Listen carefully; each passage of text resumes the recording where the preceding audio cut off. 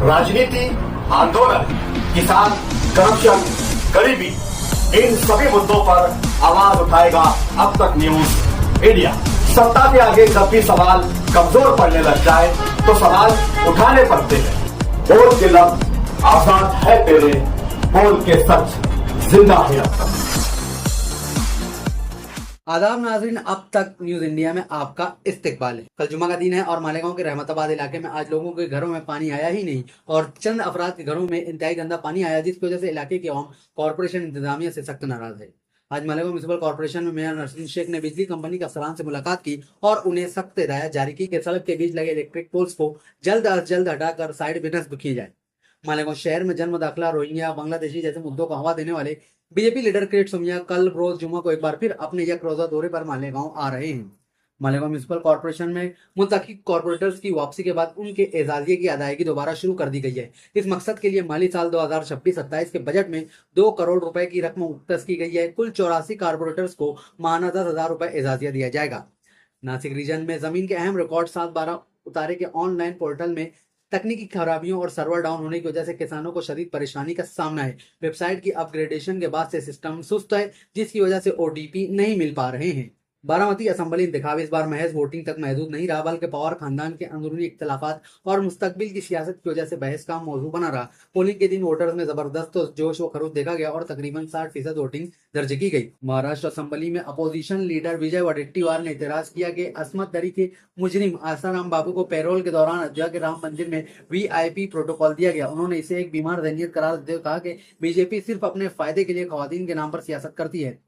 रोहित पवार और जय पवार के दरमियान जारी लफ्जी जंग पर श्रीनिवास पवार ने सख्त रद्द-ए-अमल दिया है। उन्होंने दोनों नौजवान लीडरों को टोकते हुए कहा कि 2029 के इंतखाबात में क्या होगा, इसका फैसला सिर्फ शरद पवार करेंगे। महाराष्ट्र में कानून साज काउंसिल की 9 सीटों के लिए 12 मई को पोलिंग होनी है। महाविकास अघाड़ी के इत्यादियों यानी एनसीपी, शरद पवार ग्रुप और कांग्रेस की ख्वाहिश है कि साबिक वजीर आला उद्धव ठाकरे इंतखाब खुद लड़ें। कांग्रेस लीडर हर्षवर्धन सपकाल ने उद्धव ठाकरे से इस बाबत मुलाकात भी की है। शिवसेना के एमएलए संजय गायकवाड़ एक बार फिर शदीद तनाजे का शिकार हुए। उन पर इल्जाम है कि उन्होंने कोल्हापुर के एक शहरी प्रशांत आंबी को फोन करके गलीज गालियां दी और उन्हें जान से मारने की धमकी दी है। असेंबली इंतखाबात के पहले मरहले में मगरबी बंगाल में शाम 6 बजे तक 91.46% वोटिंग रिकॉर्ड दर्ज की गई, जो गैर मामूली तौर पर रिकॉर्ड टर्नआउट है। इस दौरान तमिलनाडु में तमाम 234 असेंबली हलकों पर होने वाली वोटिंग में 84.35% वोटिंग रिकॉर्ड दर्ज हुआ, जो रियासत की तारीख की बुलंद तरीन टर्नआउट करार दिया जा रहा है।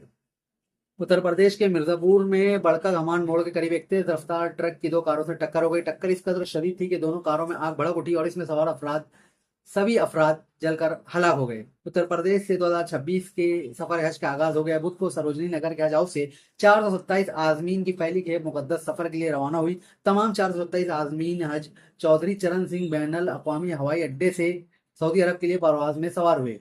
मध्य प्रदेश के जिला दामों में एक 23 साल दलित दूल्हा को उसकी अपनी शादी की बारात के दौरान घोड़े से जबरदस्ती उतारकर तशद्दुद का निशाना बनाया गया। ये वाकया उस वक्त पेश आया जब दूल्हा अपनी शादी की रस्मों के तहत घोड़े पर सवार होकर बारात ले जा रहा था। मुल्क में पेट्रोल और डीजल की कीमतों में असेंबली इंतखाबात के बाद 25 से 28 रुपए फी लीटर के इजाफे की खबरों पर हुकूमत ने सख्त वजाहत जारी करते हुए उन्हें मुकम्मल तौर पर बेबुनियाद करार देते हुए इन्हें शरारती और गुमराहकुन करार दिया। लिबनान में इजरायली फिजाइया ने एक घर को निशाना बनाया। इस घर में लिबनानी साफी अमल खलील पनाह लिए हुई थी। इजरायली फिजाई हमले में उम्मुल खलील शहीद हो गई। उम्मुल खलील ने इजराइल हिजबुल्लाह जंग को रिपोर्टिंग के दौरान कवर किया है। वाशिंगटन पोस्ट की रिपोर्ट के मुताबिक पेंटागन के एक जायजे से पता चलता है कि आबना हुर्मुज से ईरान की बिछाई गई बारूदी सुरंगों को मुकम्मल तौर पर हटाने में 6 माह लग सकते हैं, जिससे तेल की कीमतें बुलंद रह सकती हैं।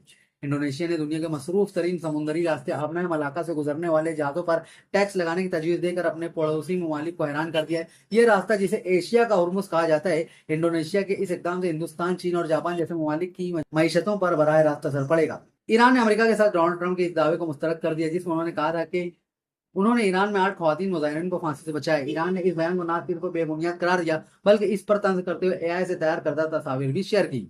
चीन के सफीर जियांग जेडोंग ने पाकिस्तानी वजीर आजम शहबाज शरीफ से मुलाकात की और मगरबी एशिया की सूरत हाल और अमेरिका ईरान जंग के खात्मे के लिए इस्लामाबाद की अमन कोशिशों पर तबादला ख्याल किया। आप हमारे अब तक न्यूज चैनल को सब्सक्राइब कर बेल आइकन को प्रेस कर दें और अगर आप हमारी मदद करना चाहते हैं तो आप हमारे ज्वाइन का बटन दबाकर हमारी मेंबर्स आदमी भी आप ले सकते हैं। इससे आप हमारी मदद भी कर देंगे और हमारी बेबाकी को 4 चांद लगाने का काम भी करेंगे। तुबा कॉस्मेटिक कंप्लीट स्किन सॉल्यूशन आपके लिए लाया है धूप से बचाने वाली डे क्रीम, सौले चेहरे को गोरा करने वाली नाइट क्रीम, फुंसियों के लिए TC skin cleaner and serum, सर्दी में जिल्दों को ताजा रखने वाला मॉइस्चराइजर, 7 दिनों में गोरा करने वाली क्रीम, आंखों के नीचे कालापन को दूर करने वाला टीसी डार्क वे सीरम, हाथ और गर्दन का कालापन दूर करने वाला साबुन। हमारा पता याद रखें, कुसुम्बा रोड, औलिया मस्जिद के सामने, तुबा कॉस्मेटिक कंप्लीट स्किन सॉल्यूशन।